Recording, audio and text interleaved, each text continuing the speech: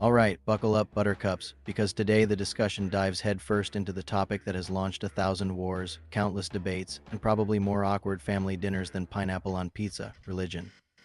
Before anyone grabs their pitchforks, let's clarify: this isn't about dictating belief. It's an examination of why humanity believes, or chooses not to, and how billions navigate existence with or without a divine manual. The aim is a philosophical wrestling match, with thoughtful consideration and less drama. This fosters genuine discussion, exploring diverse viewpoints respectfully. The core query, the cosmic conundrum: is religion needed? Does humanity require it to function, thrive, find meaning, or avoid chaos? Or is it merely wanted? A comforting blanket, a social club, or an ancient self-help guide? The answer, like most existential quandaries, is more complicated than assembling IKEA furniture blindfolded. This needed versus wanted distinction probes religion's inherent value versus its utilitarian benefits like social cohesion or comfort. If merely desired, secular alternatives might suffice. If essential, its absence could imply a fundamental human deficiency. Navigating life without a clear manual hints at a need for guidance, even if not divine, setting the stage for this analysis. The moral compass, or the thou shalt not cheat sheet. A significant argument for religion's necessity often centers on morality. Philosophers like Anscombe suggest moral obligation itself might necessitate a divine lawgiver to provide its foundation. Without such authority, the origin of ought becomes ambiguous. Is it a suggestion, a convention, or more? Religion offers perceived simplicity.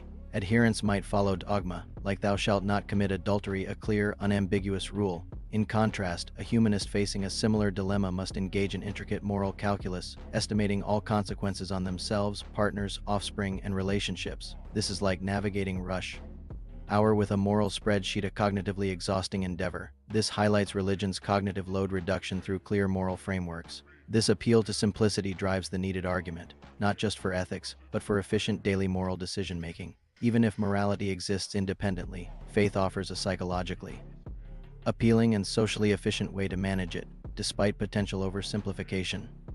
However, this is an oversimplification. Critics note religious practice isn't always blind adherence. Jesus, for instance, emphasized conscience and evaluating actions, not just rituals or strict laws. Ethical engagement within religious frameworks is often nuanced, involving divine guidance and individual moral discernment. This internal tension in religious ethics suggests morality's reliance on religion extends beyond external dictates to how rules are interpreted and internalized, adding sophistication. The hugs and hand-holding department, our innate need for more. Beyond moral considerations, religion often serves as humanity's comfort blanket, cosmic therapist, and arguably the oldest social network. It addresses profound human needs for meaning, purpose, and belonging that even online gaming struggles to replicate. Psychologically, religion offers comfort and strength, especially in distress. Studies show religious faith enhances psychological and physical well-being. Religious individuals report more happiness, life satisfaction, and even increased longevity. This points to religion as a powerful coping mechanism, addressing desires for security, meaning in suffering, and resilience. Even without divine claims, religion's utility for mental and emotional health argues for why it's profoundly wanted, and for many needed. The human predisposition to seek patterns and purpose reinforces this inclination. Sociologically, religion unifies, acting as a powerful agent of social cohesion and stability. Durkheim noted how shared beliefs and communal practices, like worship gatherings, bring people together, facilitating communication and strengthening social bonds. This social club aspect, akin to an original social media platform with hymns, provides common beliefs and fosters collective identity. Where religious narratives wane, other ideologies like nationalism or secular humanism often fill the void. This suggests a fundamental human need for shared meaning-making and collective identity, a role religion historically fulfilled, whether secular alternatives can replace this, especially across diverse populations, remains a critical question. The historical blueprint: when faith built empires and cathedrals, historically, religion's influence on civilization is undeniable. Its imprint spans fashion, legal systems, education, economics, and motivations for wars and abolition. Religion has acted as an invisible hand, and at times, a visible fist, shaping societies. Monotheistic faiths often intertwined with political power, stabilizing societies by unifying rule, yet paradoxically destabilizing them, leading to conflicts like the Crusades. More subtly, religious norms drove human capital development. Torah study fostered Jewish literacy. The Protestant Reformation's emphasis on Bible reading spurred mass education. This shows religious imperatives, even spiritual and objective, generated profound secular benefits, shaping societal progress. Unintended positive consequences, like increased literacy, illustrate religion's historical necessity, impacting foundational societal elements beyond mere belief. The wanted woes. Why some are swiping left on the sacred. The we can do it ourselves manifesto. Secular humanism's bold claim. If religion is so needed, why do many opt out, asserting, I'll construct my own meaning? This is secular humanism. No deity will save us, we must save ourselves. It denies God's necessity, embraces naturalism, and asserts human morals are self-originated and evolving. It's the ultimate DIY existence project. Critics contend this human-centric worldview, where man is the chief end of man, has led to disastrous outcomes. Some argue removing divine authority removes loving constraints, preventing anarchy. The French Revolution, with its goddess of reason and reign of terror, is cited as evidence humanism's promise of utopia can deliver. Suffering. While a generalization, the argument highlights a concern. When I think, therefore I am escalates to I think, therefore I am God, consequences can be chaotic. This perspective suggests humanity, without a transcendent moral governor, is susceptible to self-destruction. It positions religion as a necessary external framework, implying the desire for religion stems from apprehension of moral relativism or societal collapse without an ultimate arbiter. A paradox emerges even among secular humanists. Jean-Paul Sartre conceded absurdity of life without God, calling atheism cruel. This suggests an experiential flaw. Despite rejecting a deity, a profound yearning for meaning persists, like thirst despite denying water. This implies the quest for meaning and connection to something larger might be inherent, not just cultural. If traditional religion is rejected, this intrinsic drive doesn't vanish, it seeks new avenues through secular ideologies, personal practices, or nihilism. This suggests religion's wanted aspect is rooted in a deeper, possibly universal, human imperative. The hypocrisy, hilarity, and dogma debacles. Religious hypocrisy is a frequent critique and punchline. The refrain, "the church is full of hypocrites," resonates widely. Even religious texts depict figures like Jesus vehemently opposing such virtue signaling long before social media. This occurs when goodness becomes a performance, a superficial image, or a desperate pursuit of human validation, rather than genuine conviction. Jesus' teachings caution that those living for applause have received their reward, implying external validation is inauthentic, addictive, and idolatrous. The alternative is cultivating a new heart focused on an audience of one, a less stressful path than impressing a congregation. This internal critique highlights hypocrisy as a human failing within religious practice, not an inherent flaw of religion. Acknowledging this self-correction avoids simplistic portrayal and adds nuance. While hypocrisy disengages individuals from organized religion, many faiths advocate for authentic internal transformation, a profound strength. The dogma dilemma is another contention. Many argue religion isn't about verifiable truth or empirical facts, but faith and belief. Proponents assert no proof for the truthfulness or divinity of holy texts, which are human creations. Inconsistency arises when each religion claims its deity as the sole true God, an impossible proposition when multiple faiths make exclusive claims. This is like arguing whose taco recipe for hunger is only valid, when hunger is the universal reality.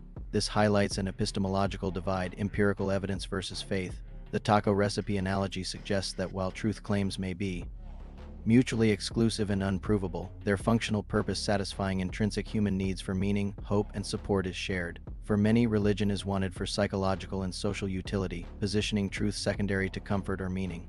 The conflict and control conundrum. When faith goes fishing, religion has a complex, often problematic history regarding peace. Despite teachings of kindness, it's frequently been a source of conflict, division, and oppression. Historical events like the Crusades, religious wars, and sectarian violence illustrate recurring cosmic family feuds. A persistent tension exists between faith and reason. Some religious institutions historically resisted change and scientific progress, like rejecting heliocentrism or debating evolution.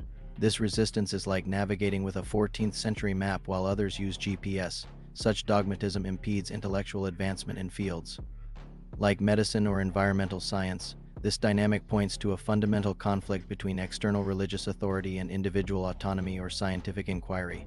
The argument against religion often stems from a desire for intellectual freedom, viewing religious constraints as impediments to human flourishing. This highlights why modern secular societies distance themselves from religious influence.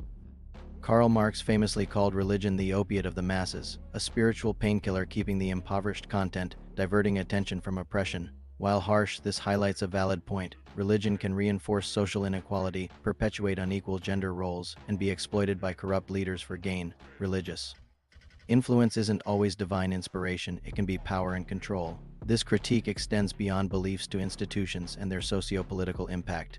Even with positive potential, institutionalized faith can lead to power abuses, making it unwanted by the oppressed. This distinction between individual faith and organized religion is crucial. The nuance nexus. It's not black and white, it's technicolor chaos. Debunking common misconceptions. The all religions are the same myth.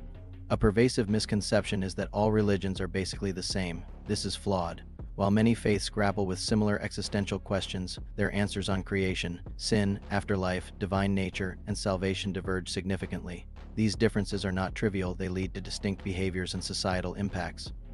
Equating religions is like saying all foods are identical because they satisfy hunger. One wouldn't mistake durian for pizza. This myth, while seemingly promoting tolerance, obscures reality and hinders nuanced understanding of religion's diverse effects. It can impede effective responses to religiously inspired actions and disregards unique ethical or social contributions or detriments.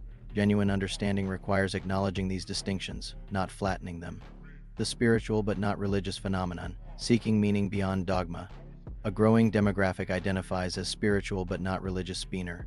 These individuals affirm a spiritual dimension, some believing in a divine being, yet reject organized religions, dogmas, institutions, and communal obligations. They find spiritual fulfillment through personal experiences like nature walks, meditation, or contemplating the universe rather than prescribed rituals or traditional worship. This approach, characterized by intellectual engagement and evolving understanding, represents a human quest for something more without a rigid rulebook. The Spinner rise suggests a societal evolution where the inherent human need for spirituality, searching for meaning, transcendence, and connection is increasingly met outside traditional religious institutions. This challenges the idea that organized religion is indispensable for spiritual needs. It implies spirituality is a deeply ingrained human desire, but the recipe organized religion is less universally accepted. This phenomenon underscores the adaptability of human meaning-making and evolving engagement with the transcendent, whether through introspection, science, or nature. The public's nuanced views. A messy reality. Globally, public opinion on religion's societal impact is broadly positive. 77% across 36 countries believe it mostly helps.